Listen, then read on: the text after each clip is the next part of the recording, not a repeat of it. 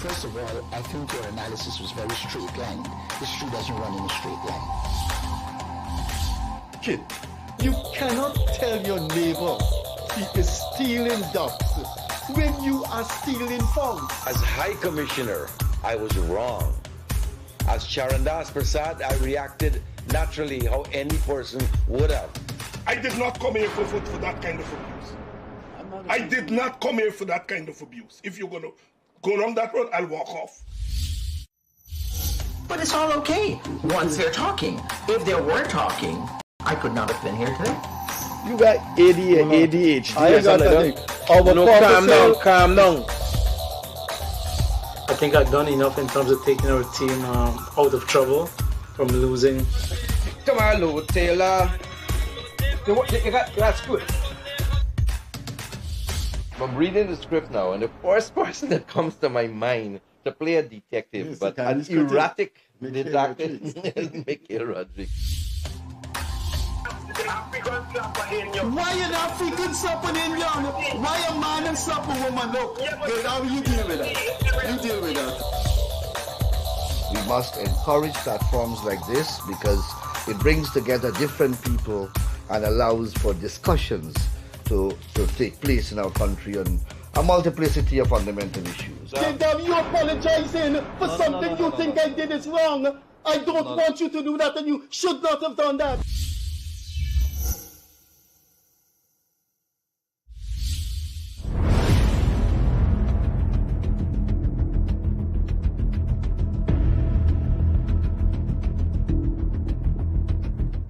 Pleasant Wednesday evening to you. This is the Freddie Kissoon Show. We hope you had a very, very enjoyable Easter holiday.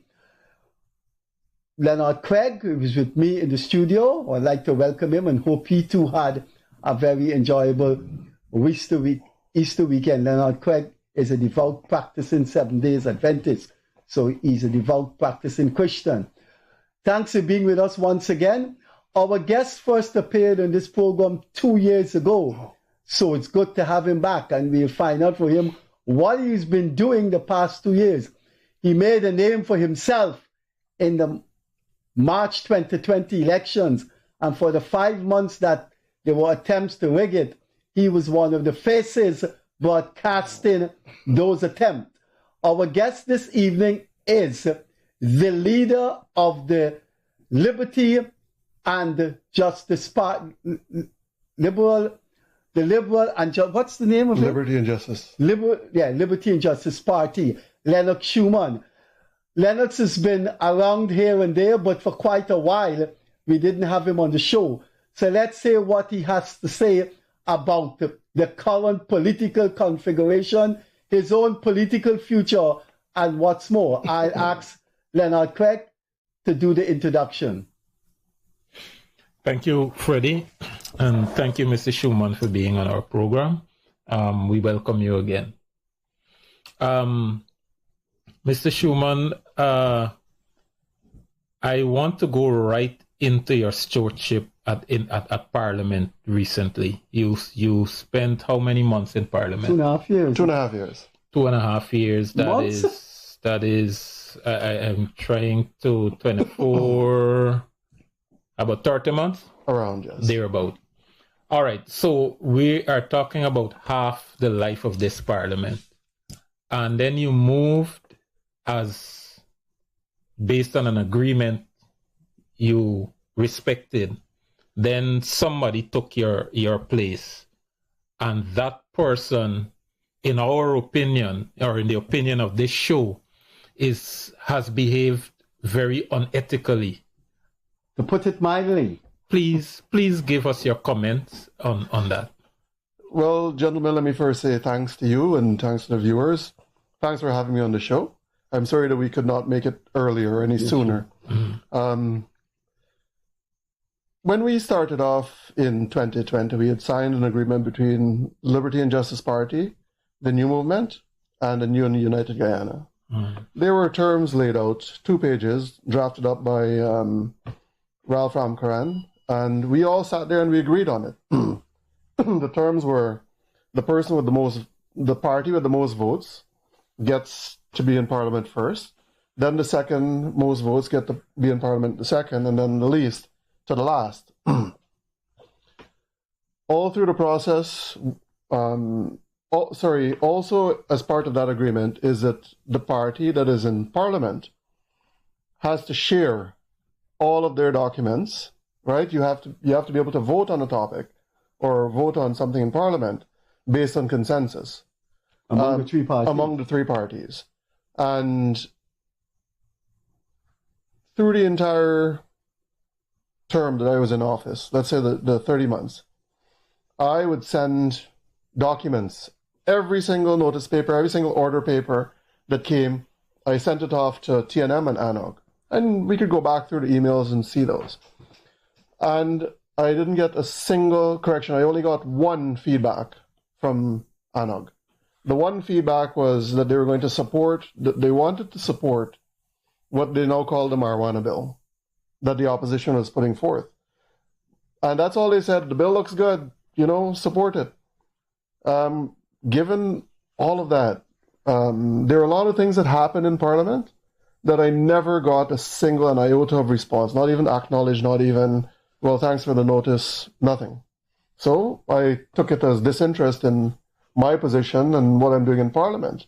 And what I also heard from members of ANUG is that by Shuman, just wait, when we go in there, we're going to deal with them. So there didn't seem to be a genuine interest in, ushering change or steering the conversation in Parliament. Basically, ANUG wanted to wait until they got into Parliament to become active, despite the agreement. So I could not sit there idly by and just not vote on things. One of the first pieces that we had to vote on was a $500 million of support to Indigenous communities. And the opposition actually called it out. I forgot the term that they call in Parliament. But they wanted an immediate vote in the House. Now, if I had sat on my hands, it would have been that Lenox Shuman does not support any kind of program for Indigenous communities. So there are a lot of things that happen in Parliament where I could not wait and solicit an input. And even through the solicitation process, I did not receive any. Now, also what happened through that time is that unbeknownst to me, and very quietly, ANUG and TNM went and signed a separate agreement. They had a separate agreement without including the Liberty and Justice Party as an integral partner in the agreement. And their decision was to put TNM after me so that ANUG potentially would get into Parliament and try to create a name for themselves going into elections. So I don't sense that there was any genuine interest in wanting to do good. What they wanted to do is what I'd say political grandstanding that leads up towards the elections for 2025 this year. So whatever happened, I think that both, not only what happened in Parliament with Dr. Kissoon, but also what happened with ANUG. Both of them have behaved in a very dishonorable manner. And I think, they've made the bed. Let them now lie on it. That is going to be interesting when people, people hear about that. I mean, we have had ANUG people here several times. None of them, this is news to us. Yes, None of them have made, but of course, at that time, the three people that we would say were the leadership of ANUG was Mr. Ramkaran, Timothy Jonas, and Kian Jabur. Now they're all gone, and it's Dr. Mark Vance. Mm-hmm. So I don't think you can blame him for what happened then. But that is quite an exposure there. Mm-hmm. Freddie, but Dr. Vance has always been part of ANUG. Okay. I mean, how else do you get elected as chairman if you're not part of a party? Right. So he would have known about the disinterest. Whether or not he would have known, that is their party politics to deal with. That is their communication mechanism to deal with. I think ultimately the party has to take responsibility for their own actions. Mm-hmm. I don't think Guyanese know about what you have just said. I didn't know it. My job is to know everything. Neither did I. well, here we are, and now we're having the conversation. Further though, you have said they made their bed, let them lie on it. But do you have a specific opinion on what Asha Kissoon is doing at the moment? Would you have done that? I would not have done that, but I don't think the issue is Asha Kissoon. The issue is when third parties go into Parliament, a lot of them tend to get sidetracked and then drive towards their own personal benefit. I mean, look at what AFC did. AFC had the golden opportunity. People could go back and analyze that, and I think you would have said it many times also, right? AFC had an opportunity to change had they just been patient. But they were so power hungry that when they got in there, through the entire 2015 to 2020, they were simply the yes votes, right? Didn't matter what trajectory the country was on, good or bad, is just, yep, rubber stamp. And I think third parties, in that sense, the AFC has eroded the country's confidence in third parties, and what is transpiring now has further, in my humble view, ingrained that suspicion even deeper. All right. Could it be that ANUG took that position because they were, on a fundamental level, opposed to the PPP government, and they saw you as being in bed with the PPP? So, perpetuating a communication line with respect to your actions in Parliament was not desirable. I'm just being the devil's advocate. How do you respond to that? Whether or not my actions are desirable, I have constituents that I have constituencies or constituents that have voted for me. They expect that when I go to Parliament, I will perform on their behalf. And there are a lot of things that we had discussions with the PPP on, and how we could approach some of these things in Indigenous communities. And if I'm putting forth, it would be like if I say, Leonard, why don't you cook some food, right? And you say, all right, well, now I'm going to cook it. Okay, well, while you're doing that, let me bring some ingredients to you to make that food more delicious. Then I'm going to turn around and fight you because you're cooking food.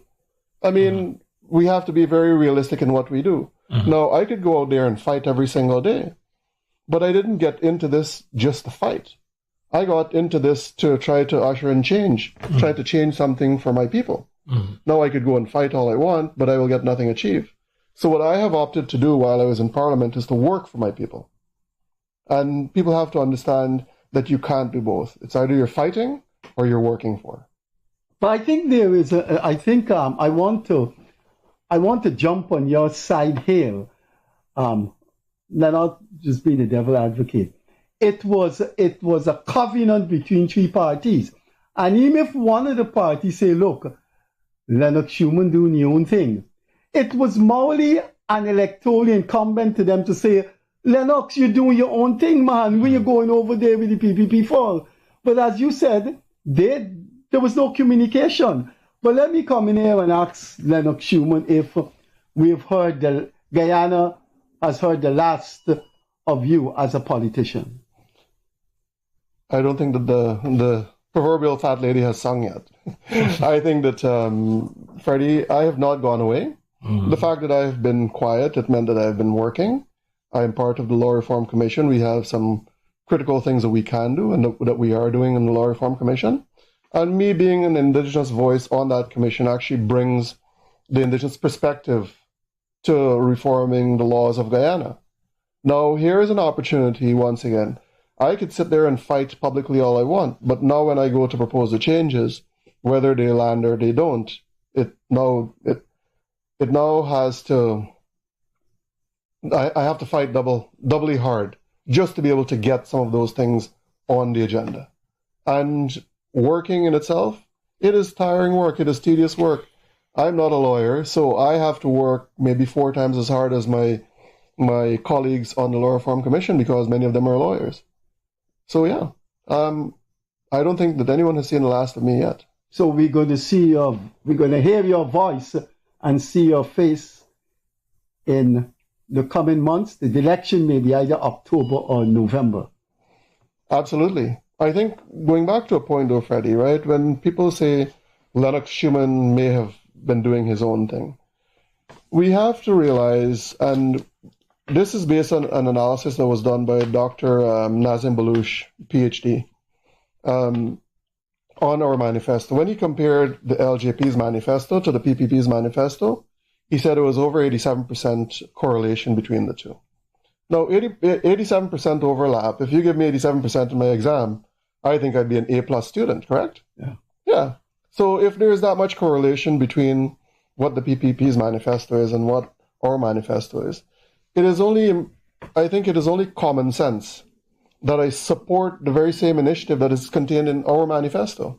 Were I to go and fight against it, then I'm fighting against myself, because both of our manifestos correlate that much. All right, you were deputy speaker. Yes. And in Parliament, you were elected by the PPP. Or all the representatives in Parliament who voted for you to become deputy speaker were from the PPP. And the culture in Guyana used to be that the opposition, the largest bracket of opposition, or let me put it another way, that opposition members vote for the deputy speaker. Why did you accept or legitimize a process for which you knew that the culture that was going against the culture of the parliament? So why did you accept the position that legitimizes that process? There is no standing order as to what, who takes deputy speaker. I think it's just by practice. And I look at what transpired in Guyana between, for the entire 5 months in 2020.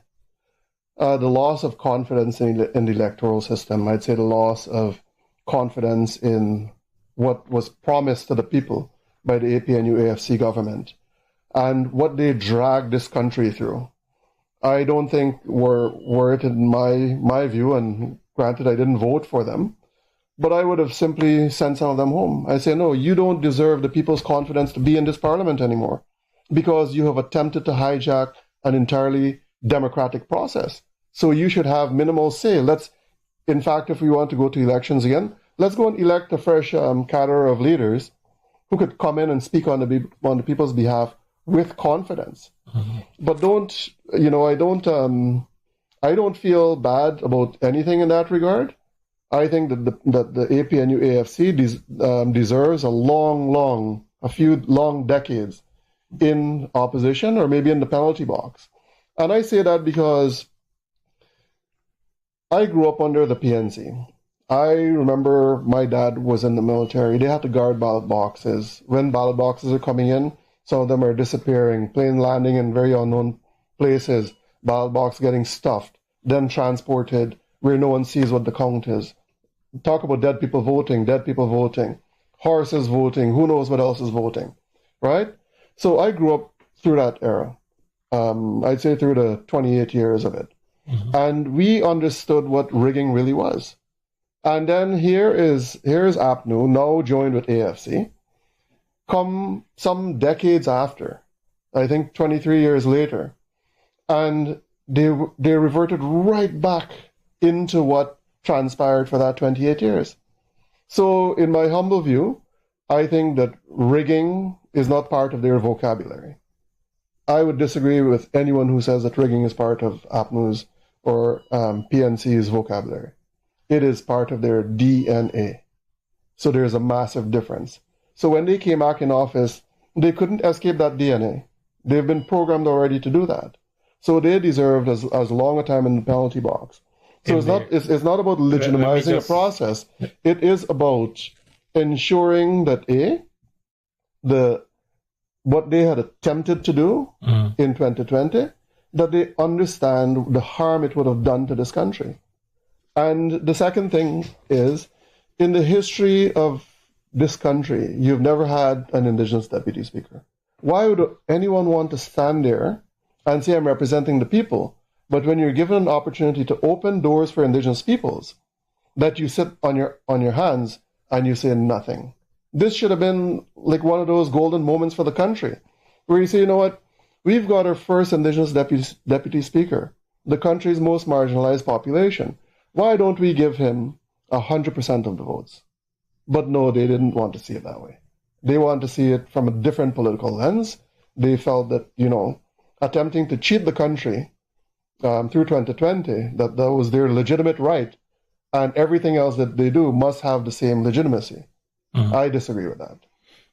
No, I was interjecting just now, basically to have you contextualize what you were saying about DNA, that you're referring to political DNA. Correct. Okay. Yeah. I don't, because no. You can get into trouble for... Understood, but we have to realize that all party, they're not monolithic, right? You've got Indigenous peoples also in the PNC, you've got Indos in the PNC, Afros, all sorts, right?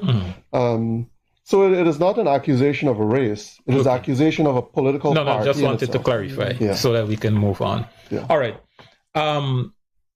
My next question is, are you a dual citizen? No.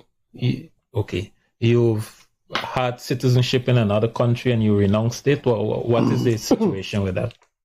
Well, in order to be nominated to contest elections, you cannot be a dual citizen. And what we saw from what His Excellency Charandas Prasad did in Parliament, it opened the floodgates for all of the dual citizens now to come forth. Right? The Constitution prohibits it, but yet both larger political parties sat in breach for so long. So what he did is he simply said, look, we've got a constitutional matter here. He may not have said that, but the court said it. Right? We need to address it. Okay. And because of that, I renounced my Canadian citizenship to give me an opportunity to contest. But you know something about you. You have done on two occasions, you have done the principal thing. And I think in your political career, that should be emphasized. When your term was up in the join the list, you resigned. When it was announced that you were dual citizenship, you renounced your Canadian citizenship. But at the time, I am telling you this now, this is my job. At the time when you renounced your Canadian citizenship, there were two persons who didn't. But this is what GCOM said. GCOM said we cannot investigate who is citizenship of other countries. It's for the people to be observe the Constitution and do what is necessary. Secondly, I don't know about the Canadians and the British, but you can't ask the Americans if a person is an American citizen, if they're dual citizen. They do not give out that kind of information. So, in fact, while you renounce your Canadian citizens, there were two persons in that parliament that had dual citizen. I am not going to announce their name here because you cannot win a court case like that.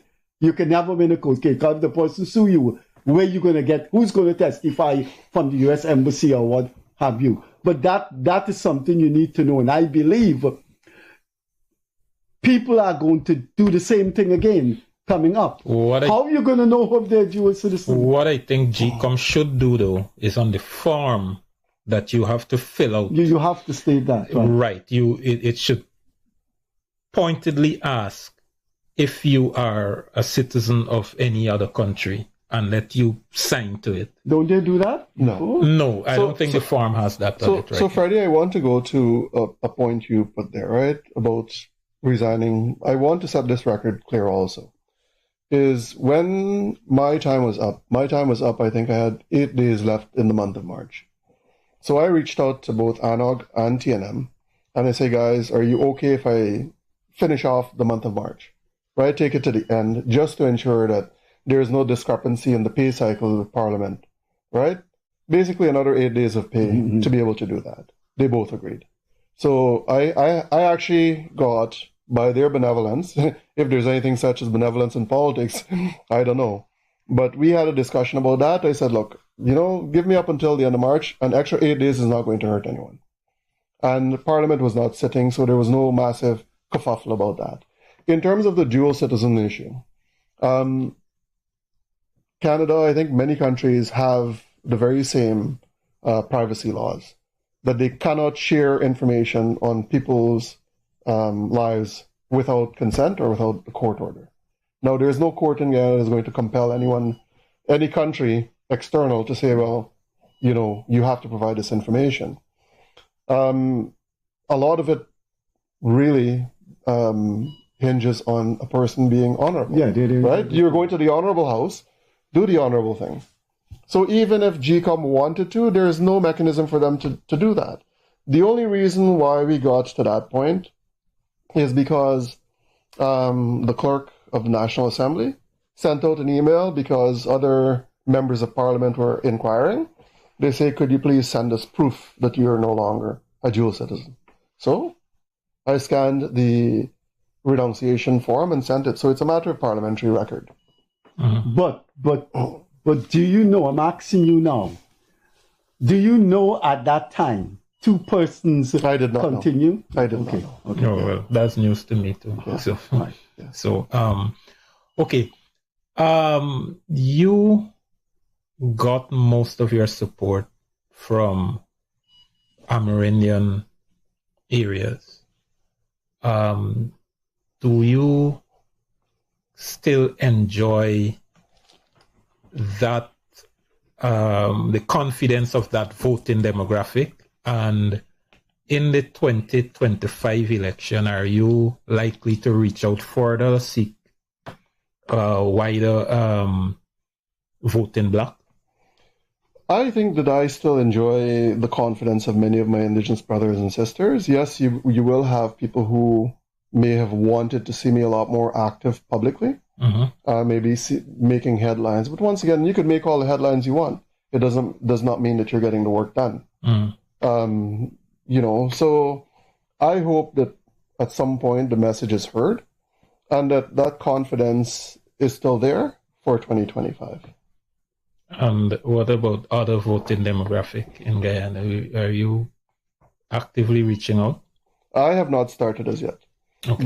But I also believe that there is a bloc out there that is looking for people with some degree of integrity. And I would like to think that I would have acted honorably and that I still have my integrity intact, and I intend on ensuring the public is aware of that.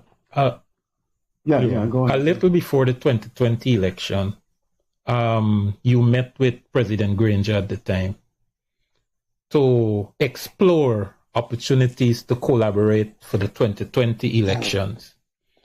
But we have not had definitive statements made in the press concerning that. Do you care to say what you guys discussed and why you weren't able to meet an agreement?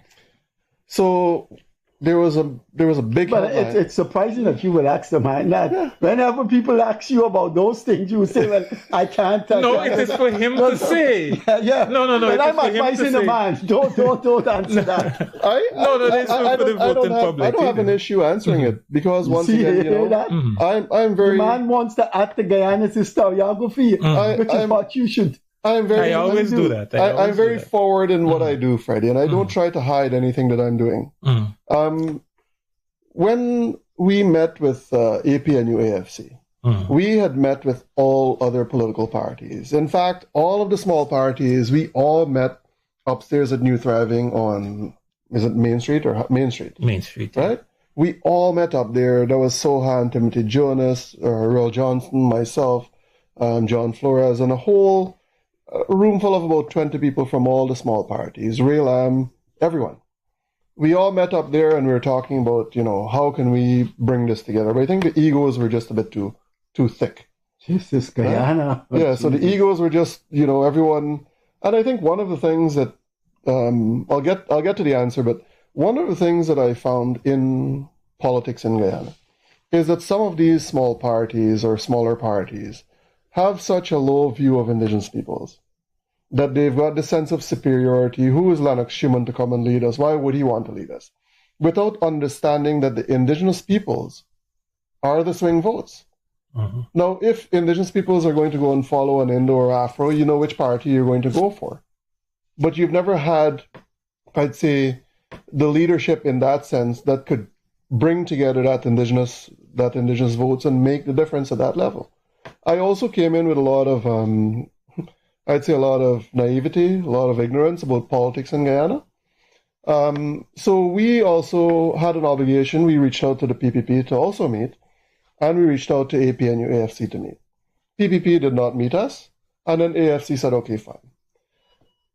We started to meet because Dr. Rose called me, day after day after day, say, look, Mr. Shuman, go and meet with these people. Listen to what they have to say. Then he started to sell me on the politics of it. I said, all right, well, brought it to my party. We said, look, the least that we can do is listen to them. So we met with them, and the talks didn't go anywhere. I mean, it would not have gone anywhere just because I know what they would have done from the no confidence vote all the way to that point. Mm-hmm. So there was nowhere where that conversation would have resulted in any kind of coalition between the LJP and APNU+AFC. None. You cannot act unconstitutionally from the time a no confidence motion is passed and expect that you're going to get Lenox Shuman's support. So the talks were dead at that. The very day before nominations, when we had to, the big march down to GCOM, submit your list, all that stuff, the very day before, Mark Benchop called me. Hi, Lenox, you've got a moment? I left the room because we were preparing our list, left the room and downstairs. He said, yeah, are you guys open to coalition? Because what I'm telling you right now comes from the top end of this party, that we are willing to offer you anything from Prime Minister downwards. And here I am thinking, David Granger just went to Borbice and announced that Comrade Ramjatan is going to be his prime ministerial candidate. You that the man who's not even So you just had Comrade Ramjatan announced as your prime ministerial candidate, but then you're going to get on the phone and tell me that anything from Prime Minister down is, we could have that if we join a coalition.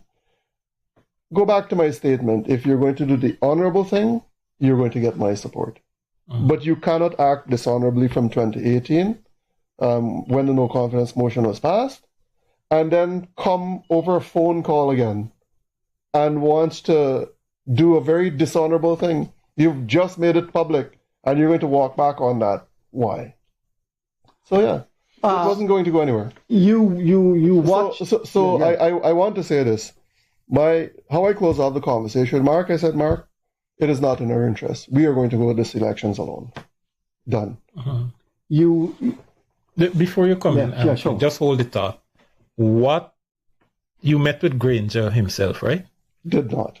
Who you met with? It was Joe Harmon.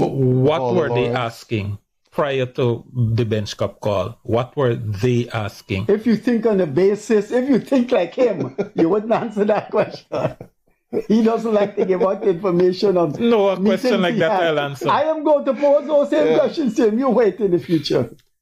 Okay, so you're not comfortable answering. No, I don't. I have no issues answering some questions. But I think let's, instead of getting to the nitty-gritty, let's get to some of the substantive issues, right?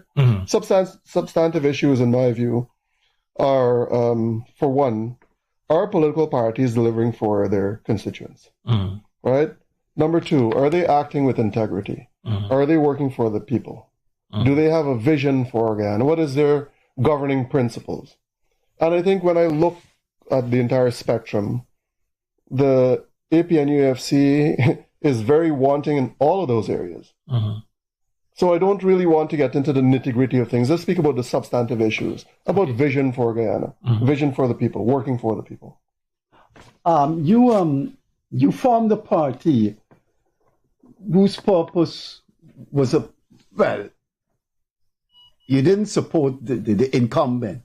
So you formed a party, obviously, whose votes would weaken the incumbent, because you were Where did you see the APNU+AFC going wrong? And what was, for you, the definitive moment? These people came into power on a hype. They defeated the PPP. And the whole world was looking at them. Well, or when was the definitive moment for you that said, no, this country ain't going nowhere with these people. I am going to try my hand at it. Who was the person you felt wasn't doing it, and what was that defining moment?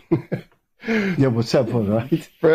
Freddie, my view of politics at the time, it's actually punctuated by several key, or I'd say critical events. Tell us what.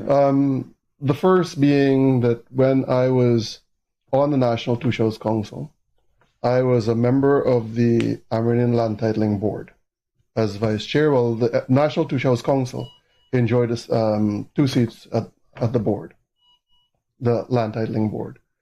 And the very first point of contact was when Trevor Ben, we were having a meeting talking about land titling. He said, you know what, I'm not giving out any more Amerindian land titles.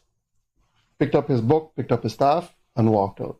Now here we have a program that is enshrined in law, in the Amerindian Act, that deals with Amerindian land titling. And you're going to tell me that the Commissioner of Lands in himself has the authority to completely circumvent that law? So that was the first one. The second one is when an advisor to Sidney Allicock tried to frame me, tried to destroy my life, a whole host of things. And to the point where I think that he simply didn't care what the consequences were. Why? Because when we were on the NTC, we started to talk about the things that the government was not doing right for Indigenous peoples, of which land title was a critical one. They wanted our support for the land titling project in its form, but how are we going to support something when your principal surveyor, the commissioner in himself, says, I'm not giving out any more land titles, and you expect that we as the National Two Shows Council will go out and support that? It would have been morally wrong for us to do that. And not only that, now we go down a bit further, and another board meeting convened, and he slammed his fist on the table and said the same thing, same action, and walked out. Now, bring us a little bit further down. I think it was done through the fund with Norway funded project. We met with David Granger, the National Two Shows Council. We talked about land titling, we talked about Indigenous people's issues and all these things. And David Granger said, all right, well, we hear you. Why don't we save some of these decisions for our next meeting? And, let's agree that neither party will put out a press statement on this. Granger simply sat there and waited for the National Two Shows Council, led by then Chief Joel Fredericks, and I was his deputy. Wait for that entire NTC body to leave office, and never met us in 18 months. So he simply ran the clock out on us because he did not want to deal with Indigenous people's issues. So now how am I going to go and engage a political party that so utterly and clearly demonstrates that Indigenous people's issues has no place on their agenda? Zero. The only place where it has an agenda is to get it off the agenda. But do you see where they lost the elections? And here they're speaking, acting like that. And a man forms a party to get the support of the Amerindians, and the man would have said to his Indigenous people, this is how they behave. And so after 4.5 years of legitimately losing the election, they still run around telling people about a lot of mambo jumbo. There you have it. Another fact as to why they lost the election. No, we didn't know any of this. I don't think the public know any of this. Here you speaking like that, treating Indigenous people like that, and then a man forms a party to speak to the Amerindians. You must lose the election. Absolutely. Once again, they made their bed, and they now have to lie on it. They, something that really struck a nerve, not necessarily from a political perspective, but from a more personal and intimate perspective. I remember when when they celebrated first oil. And people were lined up on the seawall watching fireworks. And meanwhile, all the government ministers and everyone else were enjoying caviar, steak, wine, being wined and dined, and the average person had no part of it. We're talking about, once again, if we talk about the governing principles of a political party, what I look at when I see the APNU+AFC are a bunch of wannabe elitists who do not understand what people's plights are. When they go and at least when they were campaigning, they would have a tent dedicated to them. And they would go in there, air-conditioned, right, all of the fancy food, and then they would just go out there and want to walk and, treat the people like subjects instead of treating the people like citizens. We're the same Guyanese, whichever way you want to twist it and turn it. But they did not see themselves as that. When they got into office, they wanted to see themselves as the elite class and the people as subjects. During the 5 months you were broadcasting live, you were live streaming. I think I asked you this 2 years ago, and I want to ask you again. You were one of the conspicuous, for want of a better word. Let's remove that word and say known. You were one of the known faces, exposing to the world what was going on. Anybody at that time of substance, state official, had threatened you or anything, you felt your life was in danger? Anybody threatened you, any police officer? Freddie, I don't want to call name because I don't. We can get into that. Exactly. We don't want to get into that kind of issue. But that happened. But someone came into our office and uttered a threat that let Lenox Shuman go back to the bush. If he stays in Tongue and he wants to campaign in politics, bad things are going to happen to him. We didn't bother with it. I think it demonstrates mediocrity on any political operative's part to do that. And we know who the character is. We know which party sent him to intimidate us and to issue threats. And I don't want to say it's par for the course, because I don't think that threats belong anywhere in the political landscape of Guyana. Not even in conversation. I mean, it's against the law. And I think that for us to go down that path, it's going to be a dangerous path. It could lead to civil war and a whole lot of things. But yeah, someone came in and threatened us, and I just said, all right, well, fine, if that is the direction it's going to go. And that person was not no unknown person, was someone that came from, at least they said that they were sent by high operatives from APNU. Okay. Over the period 2020-2025 and working in Parliament as Deputy Speaker, you have gotten close with the PPP and with seniors in the PPP. And people out there believe that you are somewhat of a convert. That is for you to say, but I'm asking you now, do you think it makes more sense to collaborate with the PPP and run on the same ticket, but do what you normally do? Or, and when I say normally do, like I mean reach out to Amerindians and so on. Or do you think it makes more sense to pursue LJP in its raw or its current state and run separately as a party? At this point, I know things may change later on. How do you see that relationship? Well, for one, my people's plight is always close to my heart. Mm-hmm. So I will do what is in the best interest of my people. Mm-hmm. Yes, you've got, a lot of people represent what we call the coastlanders, right? There are a lot of people, not only in the political landscape, but also in bureaucracy, for lack of a better word, that do a lot for the coastlanders. I am here because my people's plight has always been close to my heart. we go back to the conversation, at least where we started. The PPP's manifesto and the LJP's manifesto have an over 87% correlation. So I'm inclined to support a party that we have so many similarities.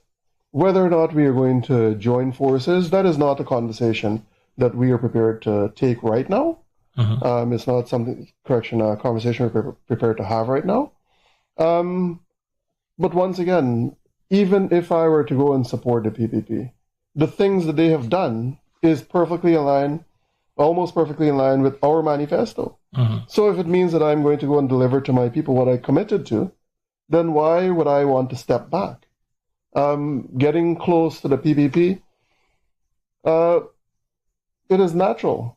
When you're working for the same goal, are you not going to find people of like mind to fight for the same thing? Or are you going to go and find the opposition and say, hey, these guys are fighting for the same thing that I'm fighting. Can we now go and fight against them so that I don't deliver for my people? We have to use common sense in some of these cases. We could take political grandstanding positions and just, say we're working for something and then fight against it. But it would be duplicitous of us to do that. So, and disingenuous. In short, you being part of the PPP is not off the table entirely. Pointed question. That has to be birthed. I mean, look, I could say yes, and the PPP tomorrow could say no. So I don't want to jump to any conclusions. I don't want to go down that path. You're a high-profile name in politics, and we have to do our journalistic work. We have to anticipate, as media people, what our viewers would like to hear. And I'm sure our viewers would like to hear your take on the configurations and permutations as we lead up to the elections. What do you think? Who is going to fall by the wayside? Who is dreaming? Who is more realistic? I don't want to be specific, but I don't mind. What are the AFC chances? They're going alone. Could ANUG make a difference? The program that was aired on Good Friday and Monday evening, Easter Monday, was an interview with the head of ANUG, Dr. Mark France, plus civil society activist Jonathan Yearwood. He believes, Mark France believes, if small parties could get together, they can wrest seats from the electorate that would make the PPP a minority government. There are people who feel AFC under Nigel Hughes is a big thing. How do you see the elections? I think Mark personally is a good guy. He's your fellow Indigenous. But I also think that he is not politically practical. I watched the show.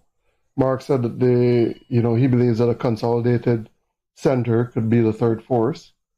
But he also said that they don't intend on coalescing with APNU nor AFC. But how do you get the third force when the third largest political party is excluded, which is the AFC? Whether the AFC gets seats or not, we'll get to that. So, in a way, Mark's argument is nonsensical. You want a consolidated third force, but you don't want AFC as part of that consolidated third force. Then what is it? Is either AFC is dead or all of these small parties are dead. The way I'm looking at it, Freddie, is, at least from where I'm sitting, is that the PPP is going to get a majority. Indigenous peoples will be represented in Parliament, whether Lenox Shuman is there or not. And I don't see any formulation where the AFC will be anything of substance. I think that it is going to be a majority, whether it is a supermajority or, what I'd say a solid majority. That is, I'm sure that there is room to grow that to a supermajority. I don't see that any formulation within which the PNC would get any kind of growth. I think they may be limited to the mid-20s in seats. At least that's my view. The operator said to me, we got 12 minutes more, so we can't let this question go before the show ends. There was some talk in the press that you will be starting an airline named after the original state airline, Guyana Airways Corporation. I know you're a pilot, and you're the advisor to the government on civil aviation. Was that accurate, that you were starting an airline? Freddie, it's my passion. Look, aviation is one of my loves. My first loves are at home, my wife and kids. My people, obviously, close to my heart, and aviation is also in there. And I think that Guyana is in a position now that getting our own national carrier would do wonders for the country. I know that Caribbean Airlines has been heavily subsidized by the government of Trinidad and Tobago. They're having some really interesting economic times over there. So it's just a matter of when Caribbean Airlines will fold, not if, when. And that it's been around a long time. Yeah, it's been around a long time, but every year, year after year, they're losing money. Caribbean Airlines does not own a single plane, by the way. They are leasing all of their aircraft. The only thing that Caribbean Airlines owns is a lot of debt. That's it. They're a heavily indebted airline. So if they have to go through any financial restructuring in Trinidad, I strongly believe that the airline will be one of those things that is going to maybe shrink or fall off the map. That puts us in a very unique position. We want, and I think His Excellency the President had said that he wants to create a multi-pronged economy in which tourism is a key component. For us to build a very robust tourism industry in the country, we do need our own indigenous carrier. Whether it's Guyana Airways or Guyana Airlines or whatever, I mean, we're not there. What we had attempted to do is that we had some funding committed about a year and a half ago. But the investors they were not very, I'd say, forward with us. They were not very honest with us. And it caused us to lose a lot of momentum. So I'm in the process of trying to regain some momentum to find the right investors to build an indigenous airline in Guyana. But would you, as a civil aviation advisor to the government, would you advise a government part purchase of Caribbean Airlines? No. Because if they part purchase Caribbean Airlines, all they're doing is buying debt. Uh-huh. Why would I want to go and buy debt from a This airline cannot be financial independent? No. Their route structure, their cost structure, Caribbean Airlines sold one of their most lucrative routes, which was in the UK. And I don't want to name the politician, but one of the politicians sold the slot in the UK when they got rid of their wide-body aircraft. And those slots in the UK go for a few $1 million. Had they held on to it, think of the value it could have brought to the Caribbean. Right now we've got British Airways coming to Guyana.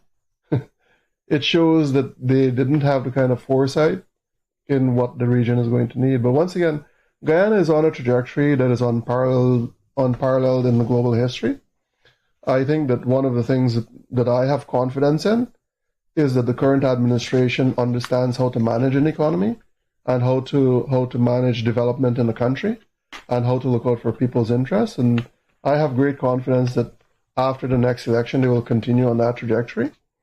And at some point, an airline will be part of the conversation. I don't want to say that a state-owned airline is the way to go because the isms are going to take over, right? The nepotism, cronyism, and everyone wants their grandchild to be working at the airline, free flights for everyone. We don't want that. It's going to drive an airline down, as it did Guyana Airways and Guyana Airways 2000. What we want is the state's support in every component that they possibly can without injecting finances in it. If that opportunity exists, sure, let's talk about it and talk about what it will look like. But we are also very cautious about, I think, the expectations of people. And I strongly believe that we as a country right now, we are in a position that we can handle our own affairs, especially in aviation. Mm-hmm. Freddie spoke of Mark Francis and you said you saw the program. His vision is a collaboration of all small parties, excluding the AFC. Will LJP consider that? Will LJP attend those talks and consider being part of this umbrella small party movement? It seems France wants to bring the smaller parties and leave out AFC. Yeah. And he's hoping that could materialize into something. I don't think that there is any formulation where ANUG would enjoy LJP support. Considering what they did with our written agreement, that there is no reason for me to trust that they're going to do what's best politically for everyone.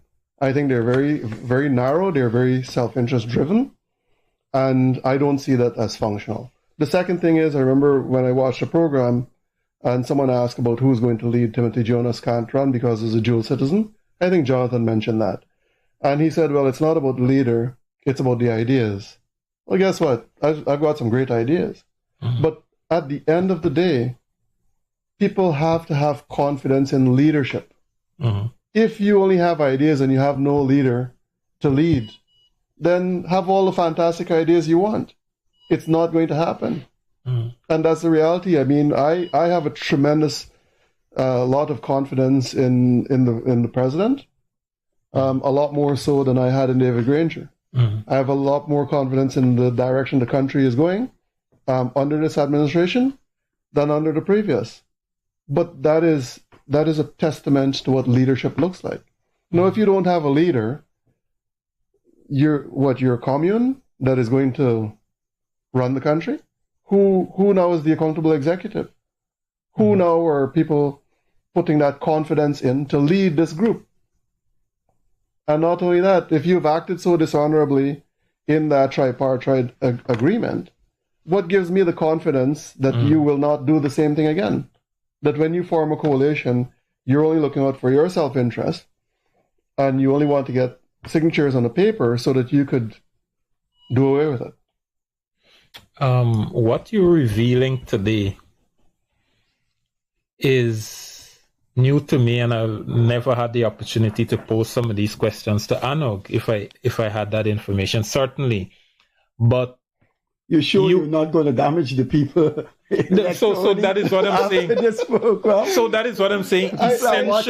Essentially, they are accusing the AFC for something they themselves are guilty of, because that's the same accusation they are making of the AFC under the coalition. Look, I have the whole email trail. All of my emails are still there from Parliament when I would send it to Asha and ANUG, correction, TNM and ANUG. The entire thing is there.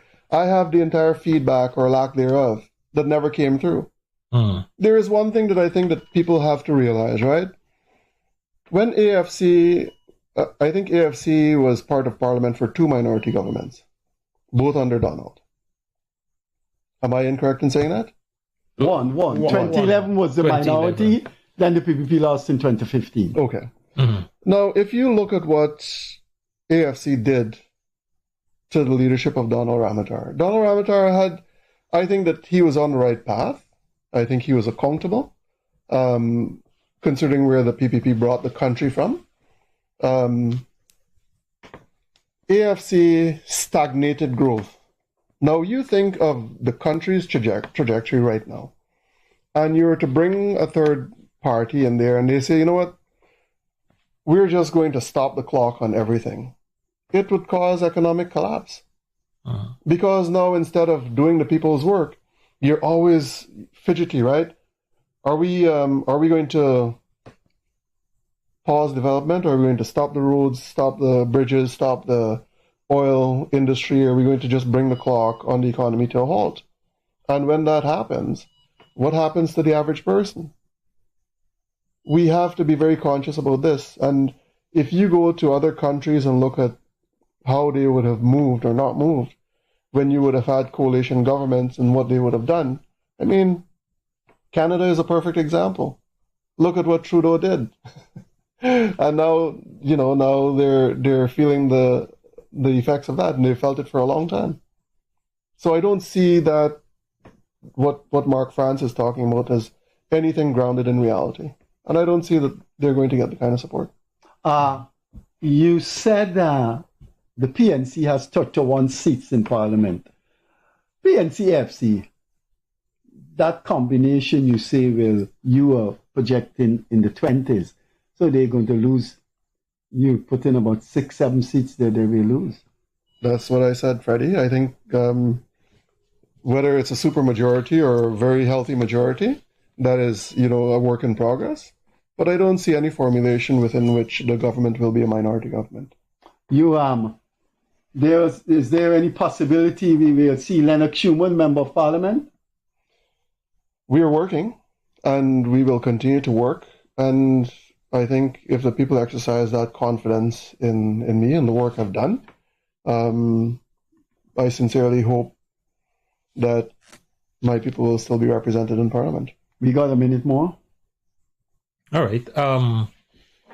Just to end our discussion, you spoke earlier about where you grew up, your community, and you mentioned briefly your father and so on. What community was that, and when did you leave Guyana? And lastly, you spoke of people having thick ego. That I think that's the word you use with respect to those small parties. I heard about that, and I've heard about that with those small parties. Isn't it ego on your part also to have left Guyana these many years, come back to Guyana, and want to lead a political movement? I think it is understanding the political landscape.